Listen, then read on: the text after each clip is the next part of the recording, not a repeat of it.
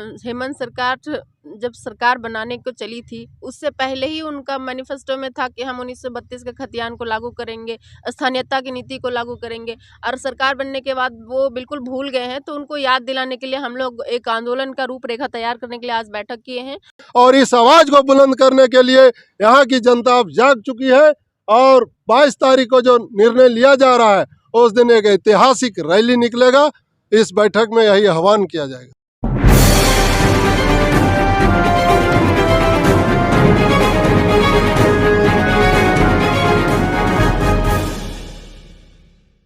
सफर नया भारत के इस नए सफर में आप सभी का स्वागत है। अभी हम गांधी मैदान में हजारीबाग में हैं।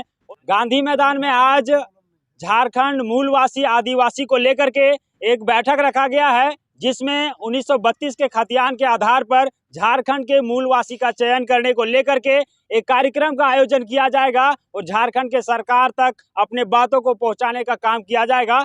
हम यहाँ पे बात करना चाहेंगे आज का जो बैठक है उसका मुख्य उद्देश्य क्या है। सर, आप अपना परिचय देते हुए आज के इस बैठक का मुख्य उद्देश्य बताइए। जयप्रकाश पटेल, जिला परिषद विष्णुगढ़। आज हम लोग हजारीबाग जिला स्तर से लेकर के बैठे हैं। जिला का 22 मार्च को हम लोग स्थानीय मूलवासी लेकर के एक सरकार के विरोध में सरकार से मांग करना चाहेंगे हम लोग कि यहाँ की स्थानीय नीति खतियान के आधार पर बने, खतियान के आधार पर नियोजन नीति बने। इसी को लेकर के हम लोग आज यहाँ नीति तय कर रहे हैं। आगे फिर जो तय होगा उस पर हम लोग कार्रवाई करेंगे। तो जिस प्रकार से आपने सुना कि 22 तारीख को यहाँ पे एक फंक्शन का आयोजन किया जाएगा मूलवासी आदिवासी को लेकर के, सर आप क्या संदेश देना चाहेंगे जो 22 तारीख को कार्यक्रम का आयोजन कर रहे हैं? से मेरा संदेश हम लोग को साफ है कि झारखंड अलग होने के आज 21 साल गुजर जाने के बाद भी झारखंडी भाइयों को आज जो उद्देश्य था, झारखंड अलग होने का जो मूल उद्देश्य था, आज पूरा नहीं हो पाया है।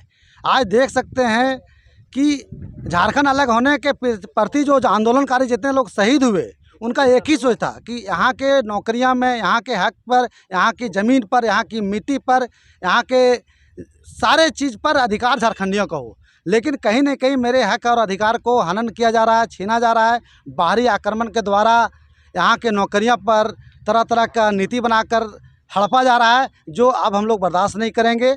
हम लोग को मांग है कि खतियान आधारित स्थानीय नीति बने, नियोजन नीति बने, उद्योग नीति बने। आज देख सकते हैं कि ज़मीन जब बड़े बड़े अधिग्रहण होती है तो ज़मीन जाती है स्थानीय लोगों को, लेकिन कोलवरी का आनंद और बड़े बड़े कंपनियां ले रही है, बड़े बड़े बाहर के लोग ले रहे हैं, और यहाँ विस्थापित लोग कहीं न कहीं वंचित रह जाते हैं अपने अधिकारों से। तो मेरा कहना है कि यहाँ के जो नौकरियाँ हैं सारे हर स्टेट के अनुसार, जो राज्य के अन्य स्टेट में जो नियम है कि 90% स्थानीय नौकरी यहाँ के युवाओं को मिलना चाहिए। आज भी हम लोग कहते हैं कि स्थानीय नीति 1932 के खतियान के आधारित पर बने और यहाँ सभी नौकरियों में 90% कम से कम आरक्षित हो स्थानीय लोगों के लिए। और इस आंदोलन के लिए, इस मांग के लिए हम लोग आंदोलन के रूपरेखा तय कर रहे हैं और जो भी तय होगी उसके अनुसार हम लोग आंदोलन करेंगे। और जिस तरह से हेमंत सरकार ने अपने चुनावी घोषणा में वादा किया था कि 1932 खतियान आधारित स्थानीय नीति बनाएंगे, हम लोग मांग करते हैं कि आप 1932 के खतियान के आधारित स्थानीय नीति बनाएं, नहीं तो जनता अब आंदोलन की रूपरेखा तय कर चुकी है और कहीं न कहीं आने वाला समय इसका भयावह स्थिति देखने को मिलेगा और हम लोग इसका रूपरेखा बनाएंगे और आंदोलन करने तत्पर रहेंगे। जैसा कि आप जानते हैं हजारीबाग क्रांतिकारियों की धरती है और यहाँ से बहुत बार शंखनाद हुआ है ऐसे चीज़ों को लेकर के जो झारखंड में ज़रूरत था। और आज एक अच्छे जो ये कार्यक्रम कहा जाए मूलवासी आदिवासी को लेकर के, मैम हम बात करना चाहेंगे कि सभी जगह इस प्रकार के आयोजन किए गए, रैली निकाला गया, फिर भी अभी तक उस पर कोई एक्शन नहीं लिया गया है, तो हजारीबाग की धरती से क्या इस पर विशेष होगा? विशेष होगा, देखिए हेमंत सरकार जब सरकार बनाने को चली थी उससे पहले ही उनका मैनिफेस्टो में था कि हम 1932 के खतियान को लागू करेंगे, स्थानीयता की नीति को लागू करेंगे। और सरकार बनने के बाद वो बिल्कुल भूल गए हैं, तो उनको याद दिलाने के लिए हम लोग एक आंदोलन का रूपरेखा तैयार करने के लिए आज बैठक किए हैं।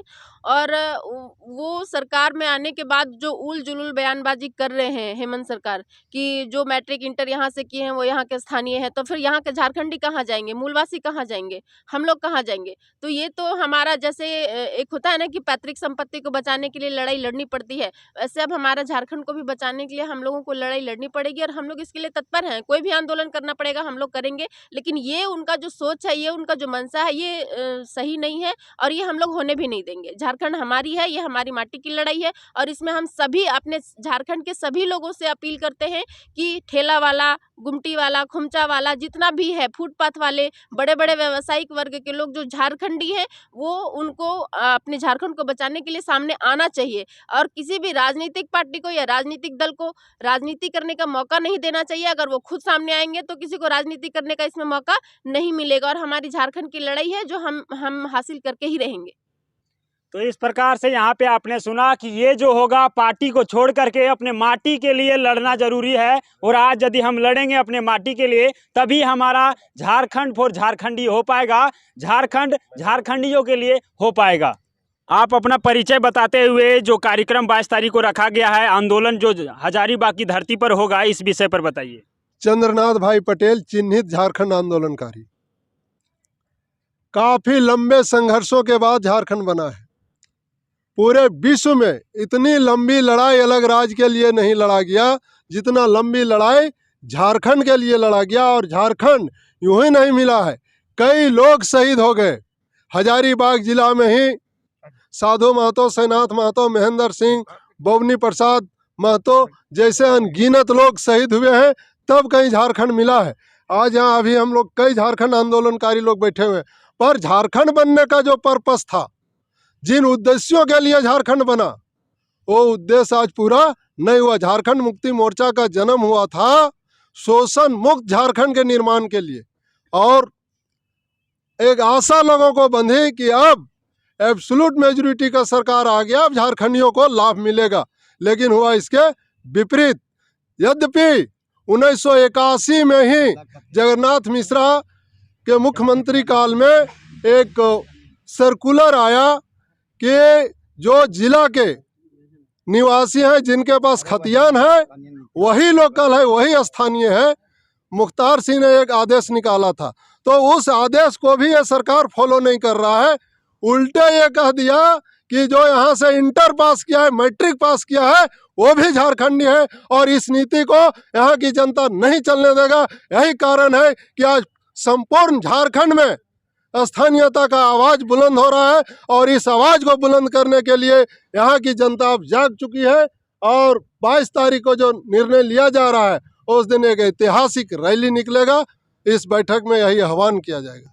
एक हमारा अंतिम प्रश्न होगा कि 22 तारीख को जो ये कार्यक्रम होगा, आंदोलन होगा, उसमें हजारीबाग के लोगों को क्या संदेश देना चाहेंगे, किस प्रकार से भाग ले?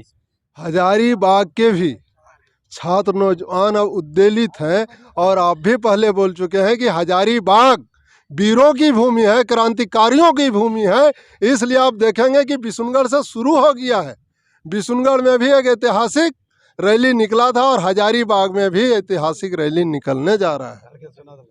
तो इस प्रकार से ये माटी की लड़ाई है और इस माटी के जितने भी लोग हैं सभी को बढ़ चढ़ करके अपने माटी के लिए लड़ना होगा और अपने घरों से अपने कदमों को बाहर निकालना होगा, तभी आप अपना हक ले पाएंगे और आप भी झारखंडी कहला पाएंगे। तो सफर नया भारत से नए झारखंड की कामना करते हुए श्याम कुमार के साथ मैं आनंद वर्मा। जय हिंद, वंदे मातरम।